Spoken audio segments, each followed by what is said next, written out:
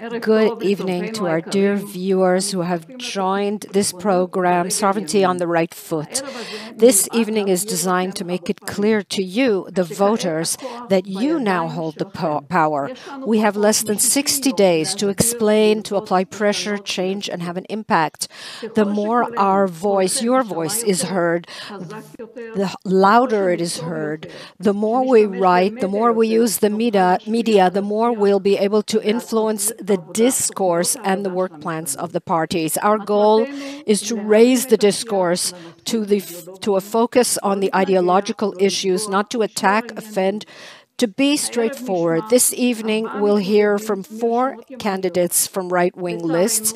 Unfortunately, MK Bezalel Smotrich, because of the intensity of the negotiations, is unable to participate. And in his stead, attorney Simcha Rotman from the Movement for Governability and Democracy will appear. What we want to hear are the differences between the parties so that we can direct our votes, especially on the subject of sovereignty. This is the first evening in the series, and we would love to hear from more parties later. Unfortunately, in these elections, we're not hearing enough about values, about the land of Israel, about sovereignty, formalization of the young communities, and the construction of new communities. That's why we're here. COVID is still here, but with God's help, it will end, and we have to think not only about the here and now, but about our future, and to aim for our destiny as a free people in the land of Israel. We want to thank the dozens of members who sent questions to the panel. We tried to incorporate most of your questions, and many of the questions were repeated. We were happy at every question because it shows how involved you are. Naturally, most of the questions were directed to MK Miki Zohar, the chair of the coalition, who plays a particularly difficult role in this paritatic government. All the interviewees tonight are working for the land of Israel, for sovereignty, for the preservation of the land of Israel, for education to values, with different nuances and different points of emphasis. We thank them for their actions in the past, and we are sure they will continue in the future. We apologize in advance if the questions are a little bit challenging sometimes. The intention is to make this discussion more illuminating, precise, and genuine. Thank you to the panelists. Thank you to Midbarim Communications and Arutz Sheva. And thank you to the viewers from Israel and abroad. And of course, thank you to journalist Emily Amrusli, who will be moderating this event. Emily, good luck to everyone. Thank you, Nadia Matar and Judith Katzfer, two women who are deserving of the Israel Pride for their diligent and consistent and hard work for the land of Israel.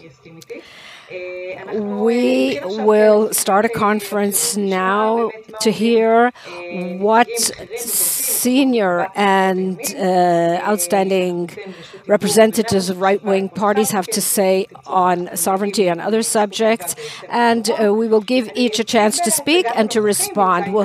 I'll introduce the participants. We have here MK Miki Zohar, the chair of the coalition from the Likud, of course.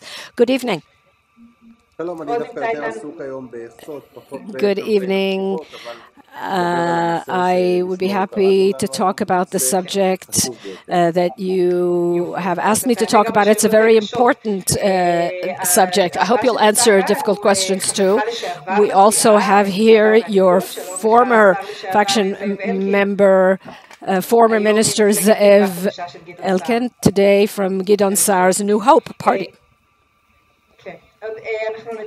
We'll have to deal with your sound problem in a moment. And we also have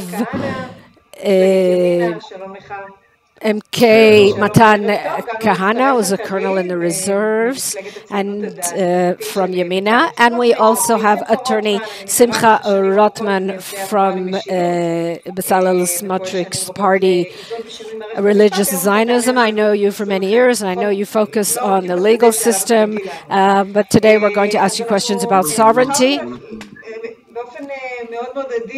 I would like to work in order of the size of the party according to the polls.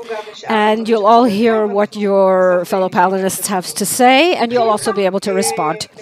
We'll start with a representative of the largest party, Miki Zohar.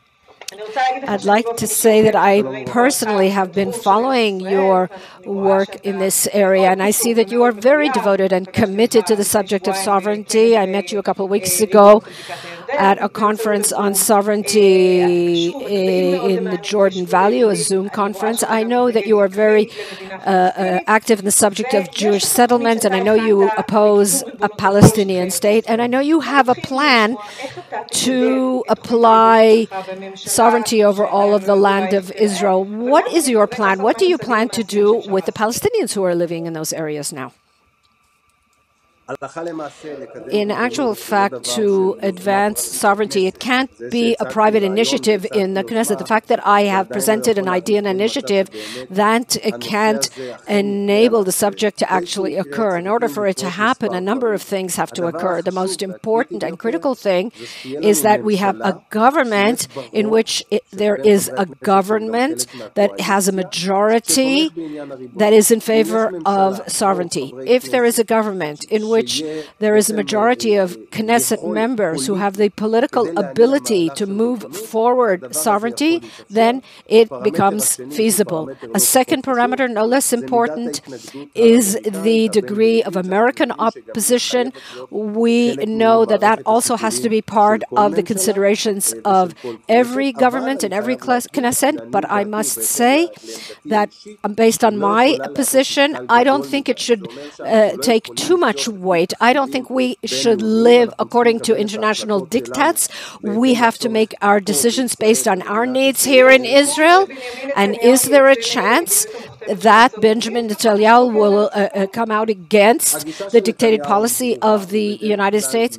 And Netanyahu's position is very clear. He tries to maintain good relations with the American administration. He has come out in the past against the American administration, like in the matter of Iran with Obama, and he was not afraid to say the things that he thought were important, that needed to be said for the sake of the state of Israel, although Obama was not happy with that. Netanyahu maintains his Israeli interests in the first place, but this subject was not advanced for two reasons. We didn't have the necessary majority.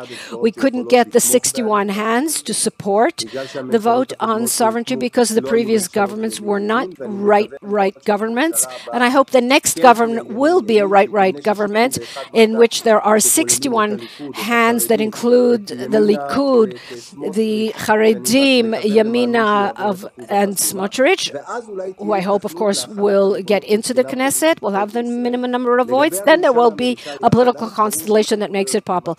But we don't know yet what the response will be. We assume that the new administration will be somewhat different from the previous Trump administration, which, of course, was much easier for us to work with, at least on that level of the sovereignty.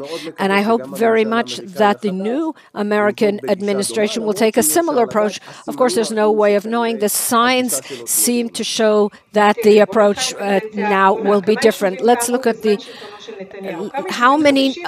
Netanyahu's past term. How many new communities has he established? The answer is 0. How many new housing units were built in Judea and Samaria, or even in Jerusalem? Very few.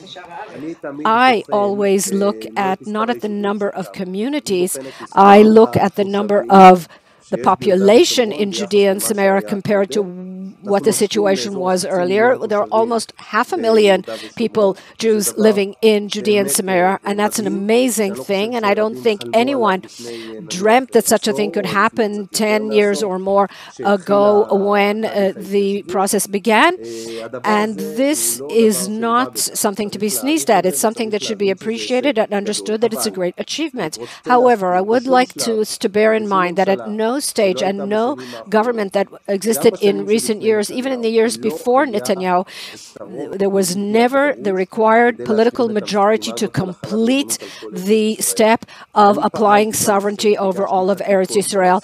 I have fought publicly on this subject, and I believe that we should apply sovereignty to all of the land of Israel. Your views are very well known. You are very well liked in this forum. We know that you are the members of the Likud who are in favor of sovereignty and the younger settlements and so on. The question is if you're willing to come out against Netanyahu. We feel that we do criticize the Prime Minister when we feel it's necessary, but we do so in personal conversations and in closed meetings. We don't make a symposium out of it or go out to the media. I express my opinions in the media regarding sovereignty. If you ask Netanyahu, he would be very happy to apply sovereignty. But Netanyahu is a pragmatic person who makes the broader considerations that are related to the American administration and the world and the UN and internal Israeli considerations in terms of politics, whether it's possible or not. And in fact, it has not been possible till now. And he's the one who makes the decisions. And of course, on the subject and sovereignty, I would be happy if he would take my view and apply sovereignty tomorrow morning. But I'd like to say that the one who managed to bring it to the negotiation, to the negotiating table during Trump's administration was Netanyahu. He brought it to the table, and it was part of the Trump plan, some of which I didn't like because it includes the establishment of a Palestinian state, and I absolutely oppose that, and I couldn't support anything like that. But it was the peace with the Gulf states that changed the situation, that changed the approach to sovereignty. The Gulf states wouldn't easily agree to the application of sovereignty.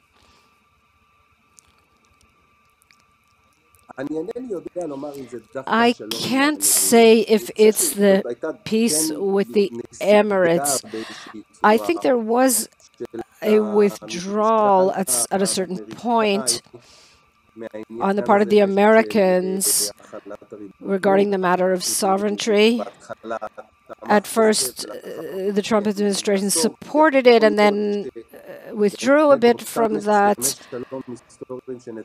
And the peace agreements with the Gulf states brought it to a situation where the American administration changed its demands.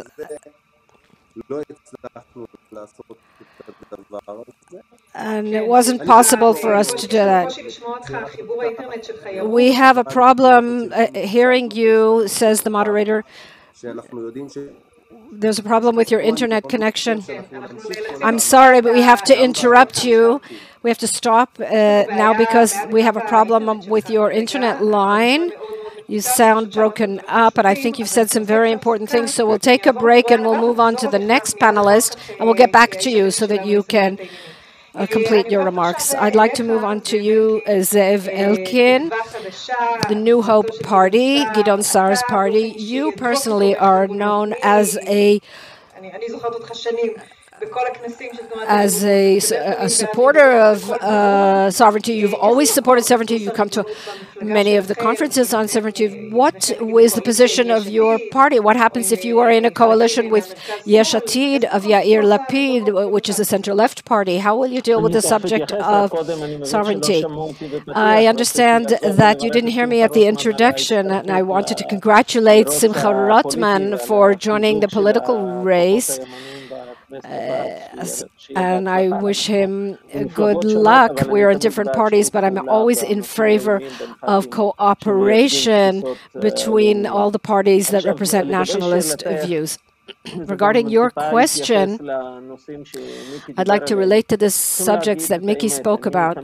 I have always been against lying to the public. My feeling is that you need to always say the truth, even when it's not comfortable. And the truth is very simple. with all the importance of the subject of sovereignty, and as you said quite rightly, I was one of the first people in the Likud who was pushing in favor of sovereignty when it was thought to be very surreal and bizarre to be in favor of that position, and now it's become a lot more mainstream, at least in the right. And when I started to talk about it, I was told that I was being unreal, but we need to know the facts, and they're very simple. The Prime Minister of Israel pledged in political terms to the American administration, the Trump administration, a friendly administration, as part of the peace agreements with the Gulf countries, that he would put off the subject of sovereignty for a few years. I'm not getting into the details of that commitment, but it exists and it is official, a commitment of the State of Israel. And consequently, Mickey spoke about a political issue. It's not a political issue at the moment. It is a diplomatic issue. It is an official commitment on the part of Israel. I think there were 61 hands. I think in the past, when we had a coalition with Kahlon, we did have a coalition of 61 that would have voted in favor. There was a different American administration at that time, of course, but I don't recall Kahlon ever being against sovereignty. We had disagreements with him on the subject of the legal system, but not on this subject. And in this Knesset too, there were 61 hands. There was also Yoaz Hendel and Zvika Hauser from Blue and White. They said right away in advance that they were in favor of sovereignty. So in this Knesset too, in this government that fell apart, there were 61 Knesset members in favor of sovereignty, even more than 61. And still, it didn't happen. It didn't happen for political reasons, or rather diplomatic reasons. Let's look at one person in your political list, your party. We haven't heard her speak out on the subject of Eretz Yisrael. I'm talking about Yifat Shasha Biton. How are her feelings about the land of Israel? Is she in favor of the subject of sovereignty or against it? She has no opposition because she has there's a very clear position in the party, and I think the chair of the party, Gideon Sahar, has made these positions very clear. You can't always hear from all the heads of the right-wing parties in Israel such clear positions. Gideon has said it very clearly. We are against a Palestinian state, maybe not Bar Ilan, not sort of, but completely. And we, of course, support the development of Israeli settlements, and we support sovereignty. As I said, unfortunately, because of the political pledge made by the State of Israel, and I don't think the new administration will be more amenable than the Trump administration and be willing to concede on that pledge. So I don't see in the coming 2 or 3 years it happening. What I do think is critical is, of course, a continuation of the discourse on sovereignty, because I believe that it must become as consensual as possible among Israeli public, and that is one of the ways that lead to the actual implementation. And also, a lot of practical steps need to be taken in order to move us in the direction of sovereignty. For example, the formalization of the young settlements, which is a very important subject, and the development of settlement, which we, of course, also introduced as part of our platform. And it appears in the party platform that has been submitted and as part of every one of our work plans. And in the coming years, in light of this diplomatic commitment, we must do as much as possible to advance the settlement on the ground and to formalize the legal situation. So what about in Jerusalem? When I ran for mayor as Jerusalem, it was one of my the points that I mentioned in my platform. I believe that all the available land in Jerusalem should be used to develop new neighborhoods. What about the Arab neighborhoods that are beyond the security fence? Do you think we should give up give them up and create a buffer inside Jerusalem? Absolutely. I am against giving up sovereignty. I'm against a Palestinian state, so I don't see any logic in giving up sovereignty of any part of the land of Israel, certainly not in those neighborhoods. And regarding how they should be treated in municipal terms, that's another issue. Unfortunately, Israeli sovereignty is not seen in practice on the ground. They've become a kind of a no man's land in many ways, with a lot of crime and illegal construction, and they in these neighborhoods, based on a study we conducted in the Ministry for Jerusalem, there are about 70,000 Palestinians who came from the Palestinian Authority living in those neighborhoods now, and that's many more than the number of illegal immigrants from Sudan and other African countries. And of course, Israel must make order in those neighborhoods and must know how to handle them. Under no circumstances do I believe we should give up sovereignty there. Anyone who doesn't support a Palestinian state is against giving up any sovereignty anywhere. Gideon Sa'ar talks about fixing the legal system, the justice system, but how can he do that when he has in his party Benny Begin, whose position is completely different regarding changes to the legal system? Benny Begin also came out against the formalization of communities and said that it was a form of robbery. What is Benny Begin doing on your list anyway? I think a great injustice has been done to Benny Begin in the past week in the discourse. He is a person whose approach is perhaps the most right-wing in the Israeli political system. He is absolutely opposed to a Palestinian state, and he quit the Netanyahu government over the Hebron agreement and the agreement to continue fulfilling the Oslo agreements. When he was in the Netanyahu government in 2009, he was the first one to come out against extending the moratorium on settlement, on construction. And I can tell you that in the argument over the extension of the freeze or moratorium on construction, as the chair of the coalition, I led resistance to that approach, and the first minister to sign that was Benny Begin, and that ultimately had an effect and caused the prime minister not to agree to extend the freeze despite the tension that it caused with the American presence. So if you're talking about settlement, Benny Begin has a great achievement in terms of formalization, and that is the abolishment or the doing away of the or cancellation of the Talia Sasson report, and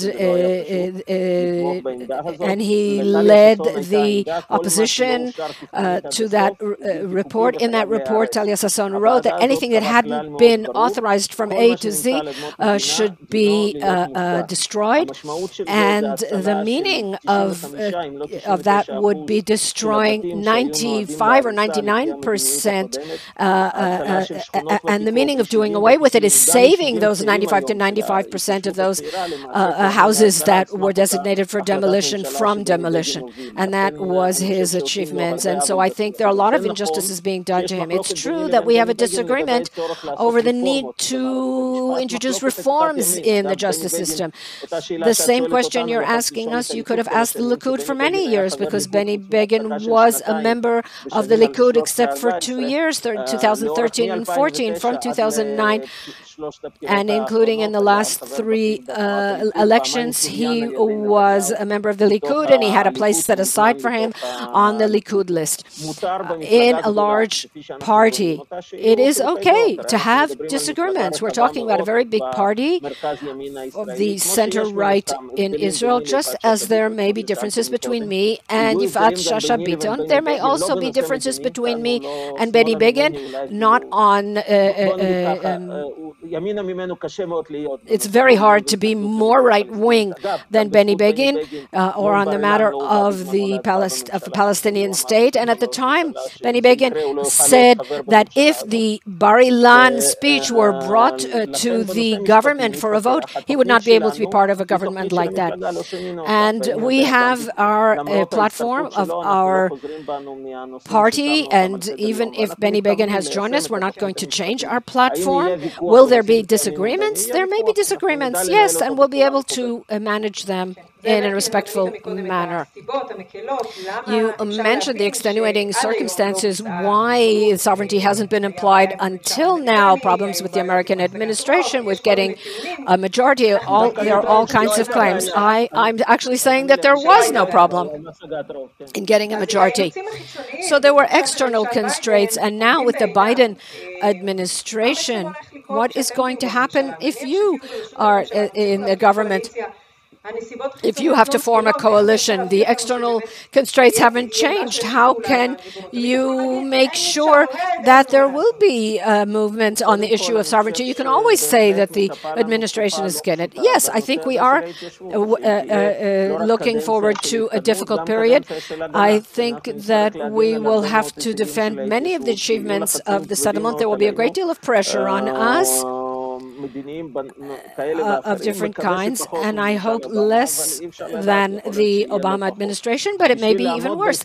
And on these subjects, you need people with a very clear ideology who have already proved that they can withstand pressure, and you need a leader with a backbone. And Gideon Saar has proved his backbone. I'd like to remind you of the disengagement, a very terrible event, and Gideon Saar was the chair of the coalition. I was in that position once, and it's a position from which it's very difficult to come out against the prime minister. I did it in the subject of extending the freeze, and I know how difficult it is. Gideon Saar in this test was against Prime Minister Ariel Sharon, who appointed him chair of the coalition, and he consistently voted against the disengagement. And you know that not everyone did it, including ministers in that same government and Netanyahu himself, who, despite his opposition, did vote in favor of it, both in the government and in the Knesset, because he could not withstand the pressure coming from Sharon. And I think that Gideon, in every ideological test, has proved that he has a backbone and is able to withstand pressure. We have Dayan in our party, who was the head of the Yesha Council, who's proven himself as an ideologue, and Begin, and was to the right of Netanyahu. Someone who invites people like that to join his list does not plan to give in to pressure from the American administration. Please remain with us, because we'd like to hear your response to the other speakers, and we'll move on now. Hello to Knesset member Matan Kahana of Yamina, a person of values. He was a colonel in the Air Force. He talks ideology. I don't know how you represent the head of your party now, Naftali Bennett, who talks less ideology and more economics. He says if it's not Corona, it's not interesting. But we're here to talk about the land of Israel. I think sovereignty has been kind of pushed to the sidelines in your party. I'd like to hear from you, as a person who is committed and a person of values, how can you bring sovereignty back to a higher priority in your party? First of all, I'd like to say I've been listening to two politicians that I respect very highly, and I see how much they talked about sovereignty, but in actual fact, they didn't do anything that is related to the right-wing values in this context. Let's talk about Dayan. He was the head of Yesha Council. The subject of sovereignty was introduced into Israeli politics by Naftali Bennett and Ayelet Shaked. Everyone had thought there would be a Palestinian state until that time. And when Naftali Bennett came along, he completely changed the paradigm, and everybody started talking about sovereignty. And Netanyahu was always a few steps behind him, and the one who was bringing it to the top of the priorities was Bennett, and everybody was responding to Bennett. And it's all thanks to Naftali Bennett, this whole discourse. Perhaps when Netanyahu goes to bed, he dreams of someone from the right wing, but in the morning when he gets out, he behaves like someone from the left. He has in the past formed coalitions with center-left parties, with Lapid and with Labour. And in 2019, when he kicked us out, Netanyahu likes to protect himself with center-left parties so that he will have political constraints that prevent him from doing certain things.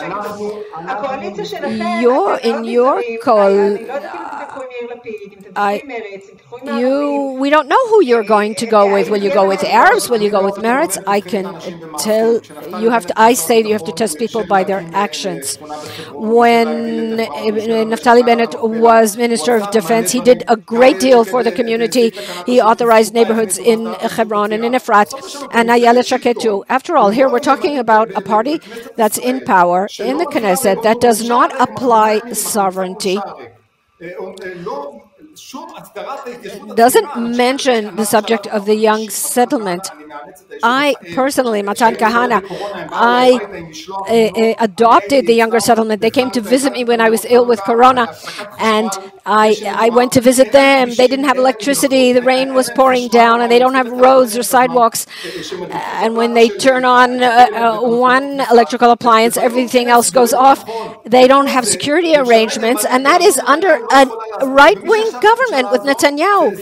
And Ze'ev Gelkin was part of that government. He was a minister in those governments, and all they do is talk, but they don't do anything that is related to the application of sovereignty. Forgive me, I find it very embarrassing. We are a truly right-wing ideological party. Yes, we have COVID now, and there are thousands of people who have died of corona. We have to deal with that. The lack of governability affects everything else. This is an urgent issue. We want to be part of a government that is right-wing and ideological, and we will deal with all the issues and take care of all the issues that are related to corona and other things as well. Another side issue regarding the rabbis. Bennett once said the rabbis are making trouble for us and preventing us from working properly. What does that mean? Does Bennett not consult at all with rabbis? Does he have no commitment to the opinion of rabbis? We consult with professionals in every area, and in those subjects that are related to Judaism and Torah and the land of Israel, of course, we consult with rabbis. I was interviewed in Be'Sheva, and I said very clearly, I don't move a millimeter without consulting rabbis. But ultimately, the leader is Naftali Bennett. We make our decisions after having consulted with all the relevant professionals, and we do consult a great deal with rabbis. Bennett's sovereignty program relates only to Area C. What about the other areas? I think we have to start with Area C first. You know, in the end, we can have big dreams. But we had a Knesset with a majority, a clear majority, that wanted to apply sovereignty to the Jordan Valley and to the settlement blocks. Why didn't it happen? Because Netanyahu, as usual, stopped it, and those who were part of his coalition and part of his government, but it could have been done, and it didn't happen. We want to apply sovereignty, first of all, over Area C, over our communities. It doesn't make sense for Israeli citizens living in Judea and Samaria have to get permission from a general to do anything. And there are places that don't have water and electricity, and those are things we have to take care of first. And what portfolios are you aiming for? We want to replace the Prime Minister. We want Bennett get to be prime minister. We realize there's a leadership problem, a problem of governability, a serious problem, and we want to bring the values of religious Zionism to the leadership of the country. We believe Naftali Bennett should be the prime minister. There's a serious leadership problem, and we hope the people will give us their trust to do so. What's the difference between you and New Hope? Unfortunately, Gideon Saar's New Hope is an atmosphere party that arose based on hatred of Netanyahu. There are very serious people there, right-wing politicians, who, I'm sorry to say, were not happy with the political situation that's created. So they set up their own party, and the whole party is based on a pathological obsession with Netanyahu. We can't say to a million Likud voters and say, your vote will be dropped in the garbage. We want to work with Netanyahu, and we believe there's a serious leadership problem in the context of governability and Corona, and also right-wing ideals. There is a problem of values in the governing party in the past few years. What is the policy regarding Arabs living in Judea and Samaria? What do you do with hundreds of thousands? Any Arab that lives in a place that comes under Israeli sovereignty will become an Israeli citizen. There's nothing else we can do. Wherever we apply sovereignty, the Arabs living there, the few Arabs living there, will receive citizenship. It's not that many, and Israel will be able to deal with it. In other words, only the Arabs that are in Area C. So that's a small number. What about the Jordan Valley? They too will become, yes, anyone who lives in an area that is under Israeli sovereignty, Israeli law, will be an Israeli citizen. What about the other Arabs who in the other areas of Judea and Samaria, not in Area C? What about Jordanian citizenship or some other citizenship?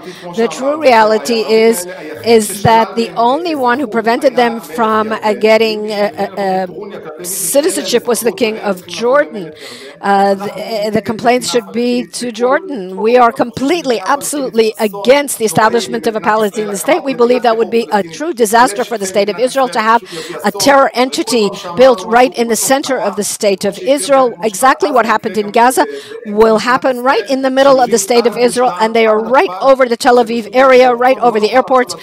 And it's absolutely an untenable idea to establish a Palestinian state in the middle of the state of Israel. I think there's full agreement on that subject among all the members of this panel.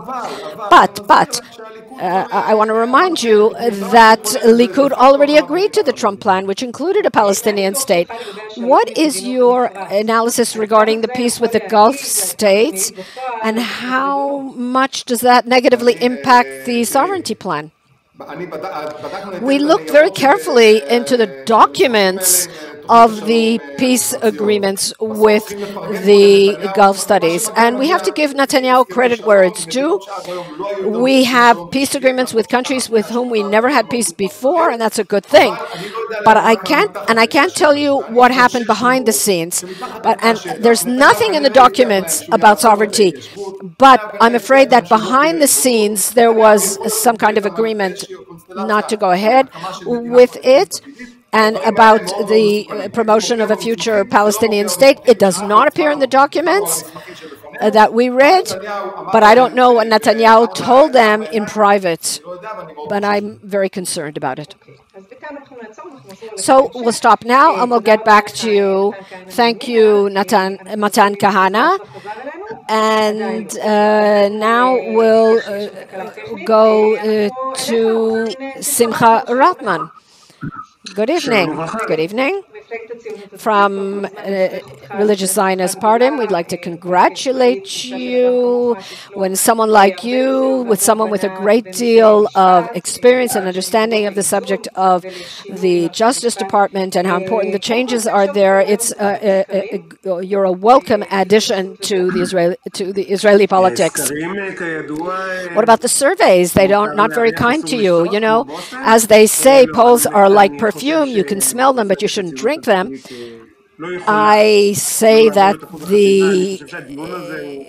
religious Zionist party must pass the minimum threshold for entry into the Knesset, and we are about to close the list, so everything is speculative on this point, and the polls also are not definitive at this point. I think a person wants to join a party that represents all of the flags that a person believes in without giving up on any of them. Jewish religion and justice and economy and sovereignty. So who are the people who are already in the list so far? Could you put the puzzle together? The puzzle is being put together right now. As of right now, the only person who is known to have joined is me yesterday. But with God's help, there will be others, and we certainly want to have women join us. We are interested also in connections with other parts of religious science. You were talking about Ben Gvir. I'm talking about any constellation that will be good for religious Zionism. What portfolios are you aiming for? We already know that, as I said, there are many subjects that are waiting to be addressed for a long time. We're talking about how long, somebody mentioned how long there hasn't been a truly right-wing government. The question is, how long has there been a government at all in Israel, right or left? It's been quite a while. So there are a lot of subjects that need to be addressed, and a lot of subjects that religious Zionism is a leader in. Very recently, we discovered the capabilities of Bezalel Smotrich as Minister of Transportation. So there's that, and there's, of course, justice and welfare, and the subject of governability. Just as I won't be discussing the negotiations, I can't tell you what will happen in the future and what will emerge. I just know one thing: we will only be part of a right-wing government, and that, of course, resolves many issues for those who make those considerations. What about sovereignty? Bezalel Smotrich has his own sovereignty plan. What is his solution for the Arabs living in those areas? First of all, you have to ask what the problem is. But yes, Smotrich has a plan that he published already in 2017, and it was in the works earlier than that. And we're talking about sovereignty over all of the land of Israel based on an approach that I believe is the right one. You can't do just half the job. You can't just do half the job and roll the can down the road.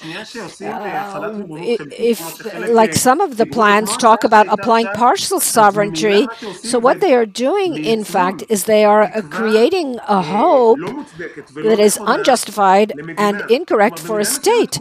So all the problems, a Palestinian state, of course, that would be a great catastrophe for Israel, and I think everybody realizes that. Any plan that is only partial and says, just like the recent sovereignty plan that talks about this, we will apply sovereignty immediately. So the question immediately arises, what do you do with the Arabs? And then the question is, we'll give them autonomy plus and a state minus, and they, of course, they think about, we think about a state plus missiles on Tel Aviv, plus the right of return. So the question is not what you do with the Arabs, but the fact is that you are importing problems, security problems, demographic problems. It doesn't matter what you call it, a state minus or autonomy plus or plus plus, whatever anyone believes. How do you prevent all the Arabs from the Palestinian diaspora from realizing what they call the right of return? Those Arabs that are in Syria and in Lebanon and Jordan, how can we prevent them from entering the territory? We'll tell them you're an autonomy plus or a state minus, but you can't decide who's going to live in your country. So by trying to prevent the problem, you've actually created a much larger problem. We have some more questions. We'll get back to you in the next round. Thank you very much. We're going back to Coalition Head Mickey Zohar. We had to stop earlier for technical reasons. I'm happy to be back. I'd like to ask you a question that personally concerns me. What about the two soldiers whose bodies are still in Hamas hands? This is a very sensitive issue, and I don't want to get into it. I can only express my own personal position, and that is that, of course, the boys must be returned home, and I believe that we must stop all relations with Hamas until the boys are brought home. And I told the Prime Minister that, and I presented it in the Knesset in response to a query. I think the Prime Minister's considerations are broader. There are apparently components that you and I don't know about, but I'm confident that the Prime Minister will find the way as soon as possible to bring the boys home. And even if that means exacerbating relations with Hamas, it may have to be done in order to bring the boys home. I think that is a very important thing. They served and gave their lives for the state of Israel. But I know that there are considerations that are much broader, and we don't know the whole picture. Yes. Let's go back to the subject of sovereignty and your sovereignty plan that you want to apply over all the land of Israel, which is, of course, excellent. But what do you do with the Arabs? What is your position regarding their citizenship and status? We're talking to hundreds of thousands, perhaps millions. My position is that they need to have a form of autonomy, an independent autonomy that is not taken care of by Israel, but what they take care of themselves. They should never be considered a state. They are a certain kind of entity that is something similar to a local municipal authority or a canton or an autonomy of some kind. The crossings are supposed to be open if there's peace, but if there are terrorist actions, of course, the passages will be closed. And this Palestinian entity would be able to thrive as a result of its relationship with Israel, and Israel can give them that ability as long, of course, they do not engage in terror and they live normal, sane, healthy lives, just as we do here in Israel in our democracy. Regarding economic assistance, there should be international economic assistance for this plan. I'm sure there are many countries in the world that would be happy to help by giving funding so that this can happen. That's the principle, more or less, that I'm talking about.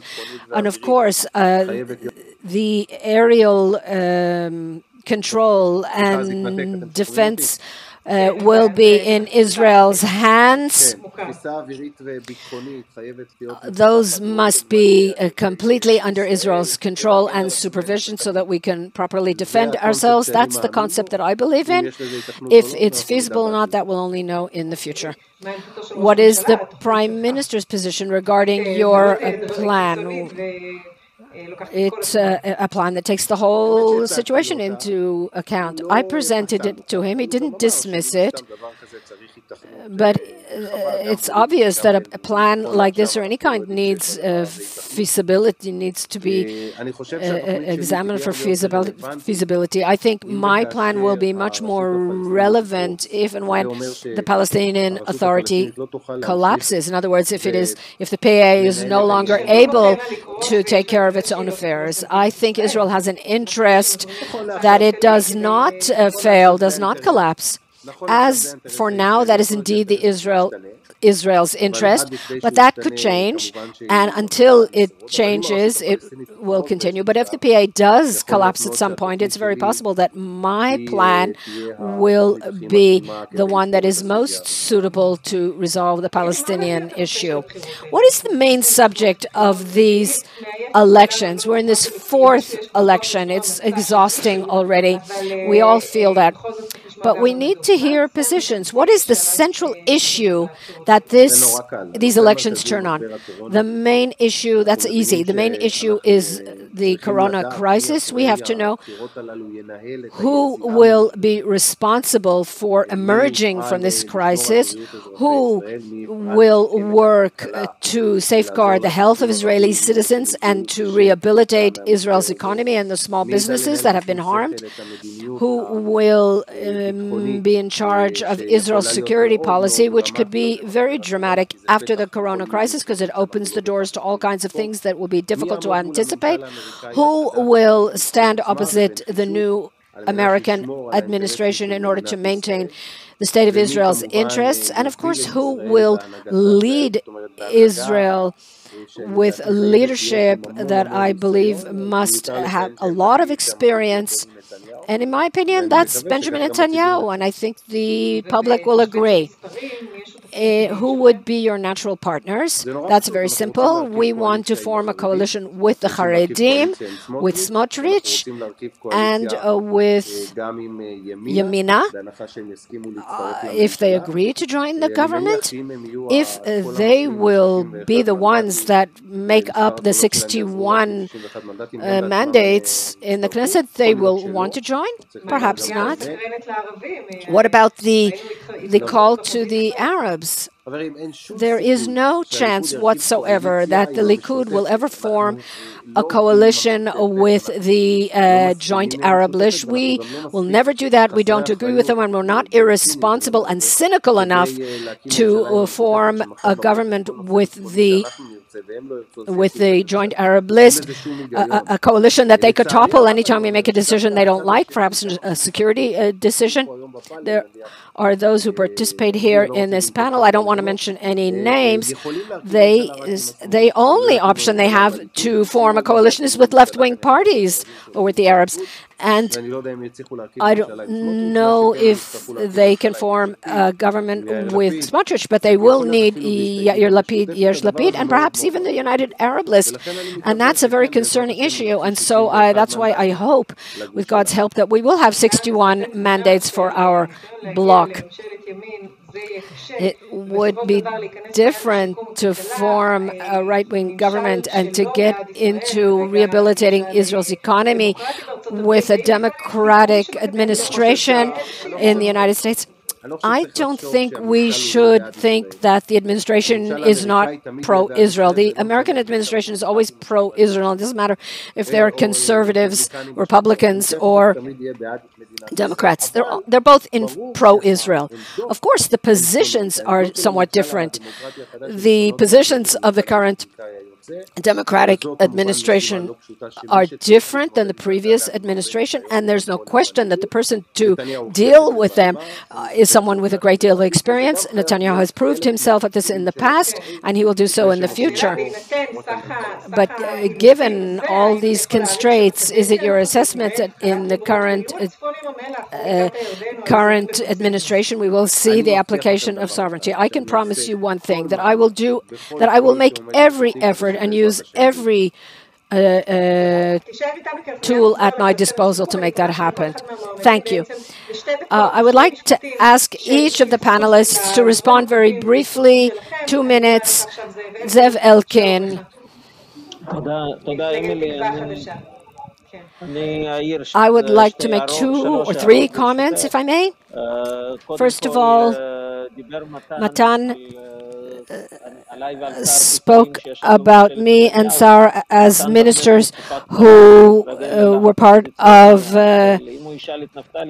Netanyahu's government, but Naftali Bennett, if he asks him, he was in Netanyahu's government longer than I was, but even though we were in different parties at that time, we were part of the same government and we were able to cooperate. I think that what is needed of Knesset members who represent a right-wing ideology, even if we run against each other in the elections, after the elections we'd have to know how to cooperate on subjects such as Judea and Samaria and sovereignty, despite our political frameworks. That's one comment number one. And a second comment, based on what Matan Kahana said, the problem is Netanyahu, because he is the one who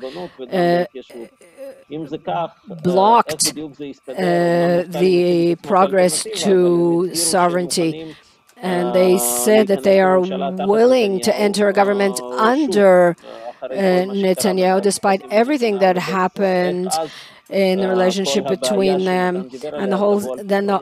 It's not quite clear to me how the subject will be resolved. The problem that Matan Kahana mentioned, how it will be resolved in that situation. So regarding the third point, we do not plan under any circumstances to form a government with the United Arab List. Gideon Sar has said it very clearly. I've said it really, and Mansour Abbas is already taken by Netanyahu, so we can't go there. Matan Kahana. We plan to form the next government. For us, the question of the elections is leadership. The leadership of the State of Israel, the current leadership, is failed leadership in terms of values, in terms of ideology. We want a right-wing government, and I'm surprised at the willingness of the other panelists to declare that you're willing to go with someone that has someone who are you talking about? I say to Simcha Rothman, my good friend, someone I love and appreciate, and I use his book all the time. But you can't come and say now in advance that you are willing to go with someone that didn't apply sovereignty, didn't formalize the young settlements, and form governments that constrained him from the center and the left. I find that amazing. We will form the next government headed by Naftali Bennett with God's help. And the first thing we will do, and we will always represent right-wing ideological values. Simcha Rothman from Religious Zionism. First of all, I'll first respond to what Matan said, and I'll also connect to what Zev Elkin said. I believe very strongly that around the subject of the land of Israel, we must work together as if there are not only no pre-election rivalries, but also anything. We must always join hands on those subjects. Regarding who will sit with, I don't recall having said that. It was a very nice attack, but I never said who we would sit with. I think the main subject is values and the path, and an even more central subject is to say something very simple. I will sit only in a right-wing government, period. Who will form it? I wish, as they say, I wish everyone success, all sides. But I'm not saying, we're not saying we're going to be the prime minister. I don't think there's any constellation in which I'll be the prime minister anytime soon, or Bezalel Smotrich, so I think that pressure is off for the time being. But on this subject, I indeed recommend, and I'd like also to hear from Matan Kahana say, I will only sit in a right-wing government, period. And I'd also like to relate to what the chair of the coalition, MK Miki Zohar, said. I said earlier in my comments that I don't plan to leak secrets from the negotiating room, but we discovered now, and I congratulate him, that there is a new member of the religious Zionist government, and there is one plan there. And indeed, if we're talking about small municipal authorities, but we must destroy the hope that a Palestinian state is going to be established here. And in that case, I congratulate Miki Zohar on his sovereignty plan. And I believe that we should join hands to advance it, unconnected to parties, because it is similar to the plan of of religious Zionism, and I wish him great success. And when I'm in the Knesset, I will do everything I can to advance it, the plan of Bezalel Smotrich and of Miki Zohar, which is very similar. Thank you very much, Simcha Rothman. Miki Zohar, would you sum up from your point of view, please? Of course. I hope you can hear me. I've heard the other panel members, and especially my friends from Yamina and New Hope. One thing is still unclear to me, how they can form a coalition with 61 Knesset members, and none of them, or even part of them, are part of the left-wing camp. I'm trying to do the arithmetic. I'm doing it as simply as possible. I'm not a mathematician like Zev Elkin, but I still know how to do arithmetic. And I am unable to reach that magical number of 61 right-wing Knesset members. So Gideon Sa'ar said that he would not sit in a government with Netanyahu, and he wants to form a coalition under any circumstances. That coalition would have to include Yair Lapid and perhaps even Meretz and Lieberman. And I don't think their positions on sovereignty are right-wing, and certainly regarding the establishment of a Palestinian state, and the same goes for Yamina. So anyone who wants to be pragmatic needs to understand that the only way to form a right coalition is with the Likud and the Haredi parties, and ultimately together with Smotrich and at least one other party, we will have a government and a Knesset coalition of 61 right-wing Knesset members, and that way we'll be able to make the changes that we're dreaming of. So on pragmatic terms, a vote not for the Likud is a vote that puts at risk the possibility of establishing a right-wing government. That's the simplest reality, and I hope the public sees it that way as well. Okay, we hope that the next government will have the time and ability to focus on the subject of other issues other than the economic issues such as sovereignty. And I would hope that we will see good health here and a good economy here that will make it possible to do all the good things that you mentioned. The most urgent thing now is to formalize the young settlements in Judea and Samaria. I'd like to thank you for your participation. MK Miki Zohar, chair of the coalition from Likud, the former Minister MK Zev Elkin from New Hope, MK Matan Kahana from Yamina, and Simcha Rothman from Religious Zionism. Thank you to you all, and I wish you all good luck.